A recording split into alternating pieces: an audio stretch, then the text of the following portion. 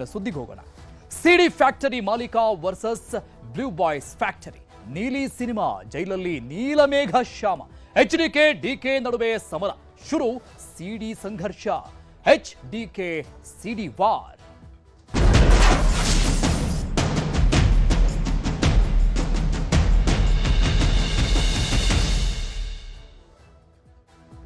ಕುಮಾರಸ್ವಾಮಿ ಮತ್ತು ಡಿಕೆ ಶಿವಕುಮಾರ್ ಮಧ್ಯೆ ಜಗಳ, ವಾಕ್ಸಮರ ಇದೇ ಮೊದಲೇನಲ್ಲ.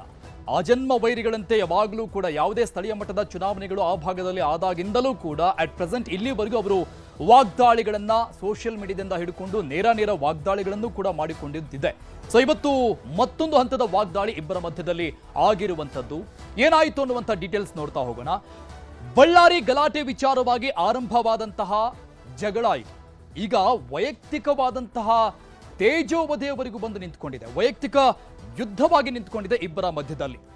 ಬಂಧನ, ತನಿಖೆ, ಎಸ್ಪಿ ಅಮಾನತು, ಈ ನಿರ್ಧಾರಗಳೇನಿದೆ ಸರ್ಕಾರದ ನಿರ್ಧಾರಗಳು, ಈ ಬಗ್ಗೆ ಟೀಕೆಗಳ ಸುರಿಮಳೆಯನ್ನ ಮಾಡಿದ್ರು. ಪ್ರೆಸ್ ಮೀಟ್ ಅನ್ನ ನಡೆಸಿ ಸುದ್ದಿಗೋಷ್ಠಿಯನ್ನ ನಡೆಸಿದಂತ ಎಚ್.ಡಿ. ಕುಮಾರಸ್ವಾಮಿ ಅವರು ಸರ್ಕಾರದ ವಿರುದ್ಧ ಸಾಲು ಸಾಲು ಆರೋಪಗಳನ್ನು ಮಾಡಿ ಟೀಕೆಯನ್ನ ಮಾಡಿದ್ರು. ಅಲ್ಲಿ ಆದಂತ ಒಂದಿಷ್ಟು ಬಂಧನ ಮತ್ತು ಆಗ್ತಾ ಇರುವಂತಹ ತನಿಖೆ ಮತ್ತು ಅಲ್ಲಿ ಏಕಾಏಕಿ ಸರ್ಕಾರ ತೆಗೆದುಕೊಂಡಂತಹ ನಿರ್ಧಾರ ಎಸ್ಪಿ ಅಮಾನತು ವಿಚಾರವಾಗಿ. ಇದಾದ್ಮೇಲೆ ಸಿಎಂ, ಡಿಸಿಎಂ, ಗೃಹ ಸಚಿವರನ್ನ ತರಾಟೆ ತೆಗೆದುಕೊಂಡಿದ್ರು. ಎಚ್.ಡಿ. ಕುಮಾರಸ್ವಾಮಿ ಏನ್ ಮಾಡ್ತಾ ಇದೆ ಸರ್ಕಾರ, ಹೆಂಗಿದೆ ಕಾನೂನು ವ್ಯವಸ್ಥೆ ರಾಜ್ಯದಲ್ಲಿ ಅಂತ. ಇನ್ನು ಅದಕ್ಕಿಂತ ಒಂದು ಹೆಜ್ಜೆ ಮುಂದೆ ಹೋಗಿ ಗೃಹ ಇಲಾಖೆಯನ್ನ ಒತ್ತುವರಿ ಮಾಡ್ಕೊಂಡ್ಬಿಟ್ಟಿದ್ದಾರೆ ಡಿಕೆ ಶಿವಕುಮಾರ್ ಅವರು ಅಂತ ವಾಗ್ದಾಳಿಯನ್ನು ನಡೆಸಿದ್ರು. ಡಿಕೆ ಶಿವಕುಮಾರ್ಗೆ ಗೃಹ ಇಲಾಖೆ ಬಗ್ಗೆ ಏನ್ ಅನುಭವ ಇದೆ ಅಂತ ಎಚ್.ಡಿ. ಕುಮಾರಸ್ವಾಮಿ ಅವರು ಪ್ರಶ್ನೆ ಮಾಡಿದ್ರು. ಈ ಒಂದು ಪ್ರೆಸ್ ಮೀಟ್ ನಲ್ಲಿ, ಸುದ್ದಿಗೋಷ್ಠಿಯಲ್ಲಿ ಯಾವ ಕಾರಣಕ್ಕಾಗಿ ಅಧಿಕಾರಿಗಳ ಮೀಟಿಂಗ್ ಮಾಡಿದ್ರು, ಅಲ್ಲಿ ಗೃಹ ಸಚಿವ ಡಾಕ್ಟರ್ ಜಿ ಪರಮೇಶ್ವರ್ ಅವರು ಮಾಡಬೇಕಾಗಿದ್ದಂತ ಕೆಲಸವನ್ನ ಡಿಕೆ ಶಿವಕುಮಾರ್ ಅವರು ಯಾಕೆ ಮಾಡಿದ್ರು, ಒತ್ತುವರಿ ಮಾಡ್ಕೊಂಡ್ಬಿಟ್ಟಿದ್ದಾರೆ ಅಂತ ವಾಗ್ದಾಳಿ ನಡೆಸಿದ್ರು. ಏನು ಅವರಿಗೆ ಅನುಭವ ಇದೆ ಗೃಹ ಇಲಾಖೆಯಲ್ಲಿ ಅಂತ, ಅನುಭವದ ಬಗ್ಗೆ ನನಗೆ ಹೇಳಲು ಹೋಗಬೇಡಿ ಅಂತ ಡಿಕೆ ಶಿವಕುಮಾರ್ ಈ ಒಂದು ಮಾತಿಗೆ ತಿರುಗೇಟನ್ನು ಕೊಡುವಂತ ಕೆಲಸ ಕೂಡ ಮಾಡಿದ್ರು. ಎಚ್.ಡಿ.ಕೆ ಅವರ ಈ ವಾಗ್ದಾಳಿಗೆ ಡಿಕೆ ಶಿವಕುಮಾರ್ ಅವರ ತಿರುಗೇಟಾಗಿತ್ತಿದ್ರು. ಈಗ ಮತ್ತೊಂದು ಹಂತಕ್ಕೆ ಹೋಗಿದೆ ಡಿಕೆ ಶಿವಕುಮಾರ್ ಮತ್ತು ಎಚ್.ಡಿ. ಕುಮಾರಸ್ವಾಮಿ ಅವರ ನಡುವಿನ ಈ ಒಂದು ವಾಗ್ದಾಳಿಗಳ ಬಾಣ ಇದೆ ಅಲ್ಲ, ವೈಯಕ್ತಿಕ ತೇಜೋವಧೆವರೆಗೂ ಬಂದು ನಿಂತ್ಕೊಂಡಿದೆ. ನೆಕ್ಸ್ಟ್ ಲೆವೆಲ್ಗೆ ಬಂದು ನಿಂತ್ಕೊಂಡಿದೆ ಈ ಇಬ್ಬರ ಮಧ್ಯದ ಈ ಜಗಳ.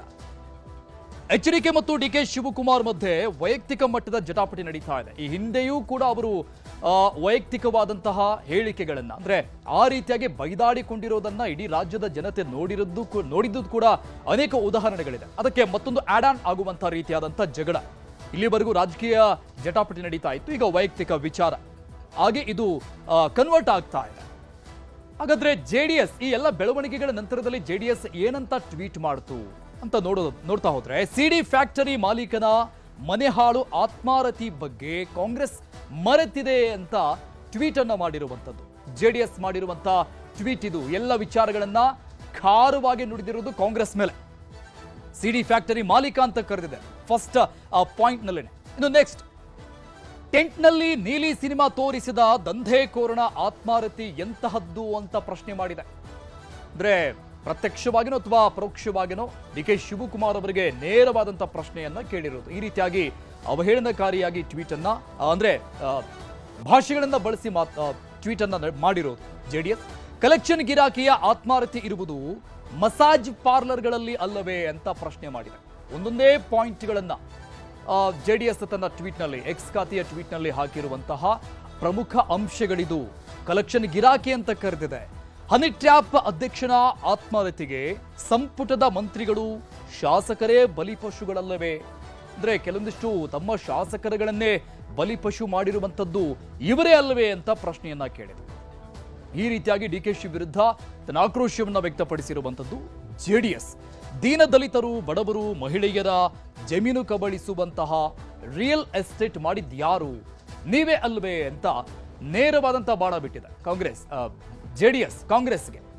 ಇನ್ನು ಏಜೆಂಟ್ನ ಆತ್ಮಾರತಿ ಬಗ್ಗೆ ಬೆಂಗಳೂರಿಗೆ ಚಿರಪರಿಚಿತವಾಗಿದೆ. ಅಂದ್ರೆ ಅದನ್ನ ಓಪನ್ ಆಗಿ ಹೇಳಬೇಕು ಅಂತ ಏನಿಲ್ಲ, ಎಲ್ಲರಿಗೂ ಗೊತ್ತಿರುವಂತ ವಿಚಾರಣೆ ನಿಮ್ದು ಅಂತ ಜೆಡಿಎಸ್ ಈ ರೀತಿಯಾಗಿ ಟ್ವೀಟ್ ಅನ್ನ ಮಾಡಿರೋದು.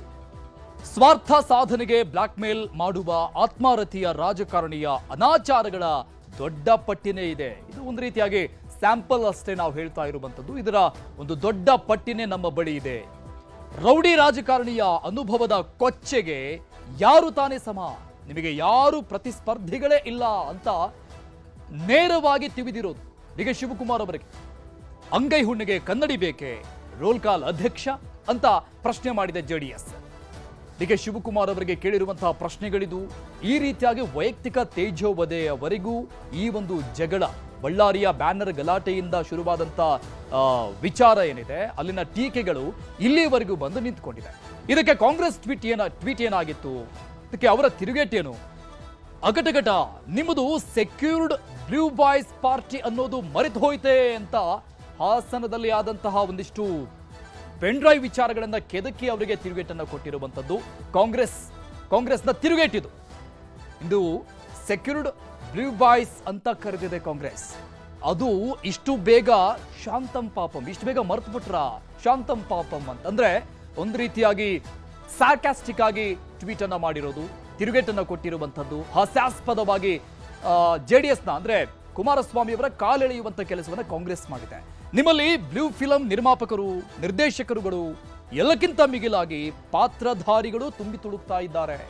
ನಿಮ್ಮವರೇ ಅಲ್ವೇ ಎಲ್ಲರೂ ಕೂಡ ಅಂತ ಕಾಂಗ್ರೆಸ್ ರೀಟ್ವೀಟ್ ಮಾಡಿದೆ. ಇದಕ್ಕೆ ತಿರುಗೇಟನ್ನು ಕೊಟ್ಟಿರುವಂಥದ್ದು. ಅವರು ಒಂದು ಹೇಳಿದ್ರೆ ಇವರು 9 ಹೇಳಿದಂತಹ ರೀತಿಯಲ್ಲಿ ಅದಕ್ಕೆ ರಿಪ್ಲೈಗಳನ್ನು ಕೊಟ್ಟಿದ್ದಾರೆ. ಅವರು ಒಂದು ಅಂಶವನ್ನ ಉಲ್ಲೇಖ ಮಾಡಿದ್ರೆ ಅದಕ್ಕೆ 9 ಅಂಶಗಳನ್ನ ಸೇರಿಸಿ ಕಾಂಗ್ರೆಸ್ನ ತಿರುಗೇಟು.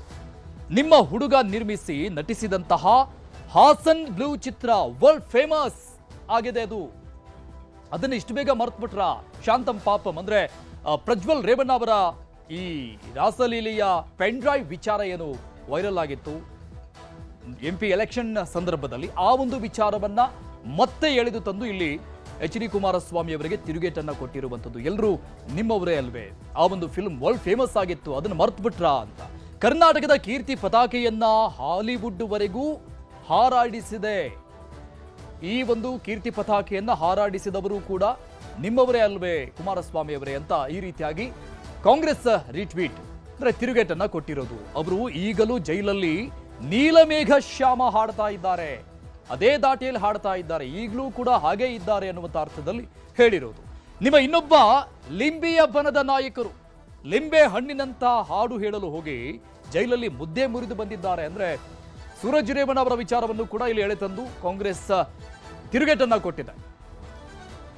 ಇನ್ನೊಬ್ಬ ರಾಧಾ ಮಾಧವ ಮನೋವಿಲಾಸ ನಾಯಕರು ಜಸ್ಟ್ ಎಸ್ಕೇಪ್ ಆಗಿದ್ದಾರೆ ಅಂತ ಒಂದೊಂದೇ ವಿಚಾರವನ್ನ ಎಳೆದು ತಂದು ಈ ರೀತಿಯಾಗಿ ವೈಯಕ್ತಿಕ ತೇಜೋವಧಿಯವರೆಗೂ ಕೂಡ ಬಂದು ನಿಂತ್ಕೊಂಡಿರುವಂತಹ ಜಗಳ ಇಲ್ಲಿವರೆಗೂ ಬಂದು ಅಟ್ ಪ್ರೆಸೆಂಟ್ ನಿಂತ್ಕೊಂಡಿದೆ. ಇದು ಕಾಂಗ್ರೆಸ್ನ ರೀಟ್ವೀಟ್ ಆಗಿದೆ.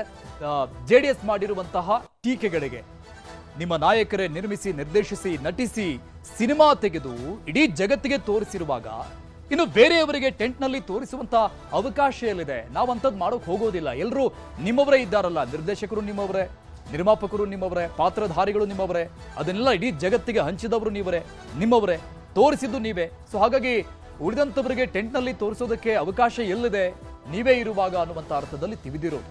ನೇರವಾಗಿಯೇ ಈ ರೀತಿಯಾಗಿ ಟ್ವೀಟ್ ಮಾಡಿದೆ ಕಾಂಗ್ರೆಸ್. ನಿಜಕ್ಕೂ ನಿಮ್ಮ ಸಿನಿಮಾ ಚೆನ್ನಾಗಿದೆ, ಅದರ ಮೇಲೆ ಮತ್ತೊಂದು ಕತೆ ಕಟ್ಟೋಕೆ ಹೋಗಬೇಡಿ. ಈಗಿರುವಂಥ ಸಿನಿಮಾ ಏನಿದೆ ಅದೇ ಬಹಳ ಚೆನ್ನಾಗಿದೆ, ಮತ್ತೊಂದಿಷ್ಟು ಕಥೆಗಳನ್ನ ಕಟ್ಟೋಕೆ ಹೋಗಬೇಡಿ.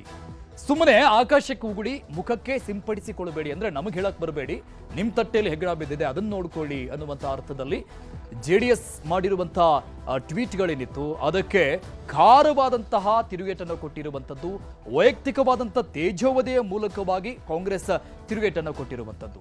ಈ ರೀತಿಯಾಗಿ DK ಸುರೇಶ್ ಮಾತನಾಡಿದ್ದಾರೆ ಈ ವಿಚಾರಕ್ಕೆ ಸಂಬಂಧಪಟ್ಟಂಗೆ. ಏನ್ ಹೇಳಿದ್ರು ನೋಡಿ. ಸ್ವಾಮಿ, ಇದನ್ನೆಲ್ಲ ಬಿಡಿ, ದಯವಿಟ್ಟು ಆ HMT ಅವ್ರಿಗೆ ನ್ಯಾಯ ಕೊಡಿಸಿ. ಸುಮ್ಮನೆ ಯಾಕೆ ಇಲ್ದೇ ಇರೋದನ್ನೆಲ್ಲ ಹೇಳಕ್ ಬರ್ತೀರಿ? ಆ ಗಾಣಗ ರವಿ ನಮ್ಮ ಶಾಸಕರು 100 ಎಕರೆ ಜಾಗ ಇಡ್ಕೊಟ್ಟಿದಾರಂತೆ. ಅವ್ರಿಗೆ ಎಲ್ಲಿದೆ ಅಧಿಕಾರ ಅಂತ ಅಂದ್ರೆ ಅವ್ರಿಗೆ ಅಧಿಕಾರ ಇದೆಯೋ ಇಲ್ವೋ? ಜಾಗ ತೋರಿಸಿದ್ದಾರೆ, ಸರ್ಕಾರಿ ಜಾಗ ಗುರ್ತಿಸಿದ್ದಾರೆ. ಅಲ್ಲಿಯ ಜನರಿಗೆ ಉದ್ಯೋಗ ಕೊಡಿಸ್ಲಿಕ್ಕೆ ನಿಮ್ಮ ಇಲಾಖೆಯಿಂದ ಏನ್ ಮಾಡ್ತೀರಿ ಅದನ್ನ ಹೇಳಿ. ಕೇವಲವಾದಂತ ಮಾತುಗಳನ್ನ ಆಡೋದನ್ನ ಬಿಟ್ಟು ರಾಜ್ಯದ ಹಿತವನ್ನ ಕಾಪಾಡೋದನ್ನ ಕಲ್ತ್ಕೊಳ್ಳಿ. JDS ಅವ್ರಿಗೆ ಕೆಲಸ ಇಲ್ಲ, ಉದ್ಯೋಗ ಇಲ್ಲ. ಫ್ಯಾಕ್ಟ್ರಿ ಎಲ್ಲ ಇದ್ದಿದ್ದು ಹಾಸನದಲ್ಲಿ, ಹೊಳೆನರಸೀಪುರದಲ್ಲಿ. ಹೊಳೆನರಸೀಪುರಕ್ಕೆ ಹೋಗಿ ಕೇಳ್ಕೊಳ್ಳಿ, ಹೊಳೆನರಸೀಪುರಕ್ಕೆ ಹೋಗಿ ಕೇಳಲಿ, ಪದ್ಮನಾಭ ನಗರಕ್ಕೆ ಹೋಗಿ ಕೇಳಲಿ ಎಲ್ಲಿ ಫ್ಯಾಕ್ಟ್ರಿ ಇತ್ತು ಅಂತ. ಯಾರು ಬೇಡ ಅಂದವರು? ಫ್ಯಾಕ್ಟ್ರಿ ಎಲ್ಲಿತ್ತು ಅಂತ ಅಲ್ಲೇ ಕೇಳ್ಕೊಳ್ಳಿ, ಯಾರು ಬೇಡ ಅಂದವರು. ಫ್ಯಾಕ್ಟ್ರಿ ಯಾರು ಮ್ಯಾನುಫ್ಯಾಕ್ಚರ್ ಮಾಡ್ತಾ ಇದ್ರು ಅಂತ ಗೊತ್ತಿದೆಯಲ್ಲ ಈಗ. ಒಳ್ಳೆ ನರಸೀಪುರ ಇನ್ನ ಬೇಕಾ? ಹಾಸನಕ್ಕಿನ್ನ ಉದಾಹರಣೆ ಬೇಕಾ? ಇಡೀ ದೇಶದಲ್ಲಿ ಅತ್ಯಂತ ಹೀನಾಯವಾದ ಕೃತ್ಯ ಯಾವ್ದಾದ್ರು ಒಬ್ಬ ಇತ್ತು ಅಂತ ಅಂದ್ರೆ ಅದು ಹಾಸನ ನಡೆದಂತ ದುರ್ಘಟನೆ. ಅದ್ರ ಬಗ್ಗೆ ಒಂದು ವಿಷಾದ ವ್ಯಕ್ತಪಡಿಸಕ್ಕಾಗದೇ ಇರುವಂತ JDS ನ ಮುಖಂಡರುಗಳು ಯಾರ್ಯಾರು ಟ್ವೀಟ್ ಮಾಡ್ತಾ ಇದ್ದಾರೆ, ಅವ್ರಗಳಿಗೆ ಈ ಬೇರೆದ್ರ ಬಗ್ಗೆ ಮಾತಾಡೋದಕ್ಕೆ ನೈತಿಕತೆ ಎಲ್ಲಿದೆ?